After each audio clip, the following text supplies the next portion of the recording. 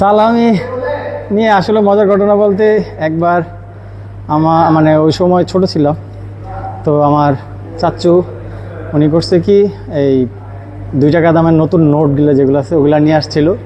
তো নিয়ে আসছে পরে আমাদেরকে বলতেছে যে কে এটা নিবা, আর 100 টাকা দামের ছিল, পুরাতন টাকা ছিল, কে এটা নিবা। তা আমরা মানে নতুন নোট নিতে হবে, ঈদের খুশি, তো 2 টাকার নোট নিয়েছিলাম। পরে যখন ওই টাকা নিয়ে খাওয়া দাওয়া করতে গেছে, দেখি যে আমার কাজিন যে 100 টাকা নিয়েছে, তো ও দেখে অনেক কিছু খাইতে পারতেছে, আমি পারতেছি না, পরে অনেক কান্নাকাটি চলে আসছিলাম। ঈদের দিনের মানে পর থেকে দিয়ে এরকম হয় যে খুব ভালো প্রিপারেশান নিয়ে রাত্রেবেলা ঘুমাই, যে সকালবেলা আর্লি উঠে গোসল টোসল করে নামাজে যেতে হবে। সত্যি কথা বলতে উঠতে পারি না, একদম এন্ড মোমেন্টে কোনোরকম গোসল করে তারপরে যাই। আর খুব ভালো লাগে যখন নামাজে যাই, ঈদগাহ আমাদের ঈদগাতে হয়, ঈদের নামাজটা হয়। তো ঈদগাতে যখন নামাজে যায় সবার সাথে দেখা হয়, সবার ওই হাসি মুখটা রমজানের শেষে একটা মানে বোঝা যায় যে খুব ভালো একটা জায়গা আসছে, আল্লাহর একটা রহমতের জায়গায়।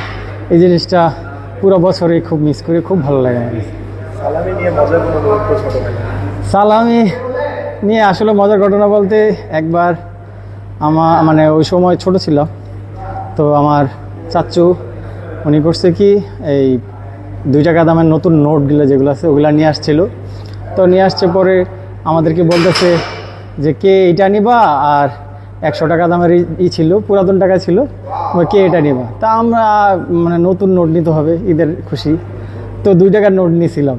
পরে যখন ওই টাকা নিয়ে খাওয়া দাওয়া করতে গেছে, দেখি যে আমার কাজিন যে 100 টাকা নিয়েছে, তো ও দেখে অনেক কিছু খাইতে পারতেছে, আমি পারতেছি না, পরে অনেক কান্নাকাটি চলে আসছিলাম।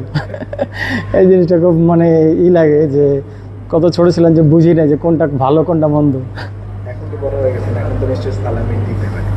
হ্যাঁ, এখন আসলে ওই মানে ওই উৎফুল্লটা এই জন্য থাকে যে আমি ওই যে জিনিসটা ফিল করছি, এই জন্য নতুন টাকায় ম্যানেজ করার চেষ্টা করি বাচ্চাদের জন্য, যাতে দিলে ওদের যে হাসি মুখটা যে ইয়াটা লাগে ওটা খুব ভালো লাগে দেখতে।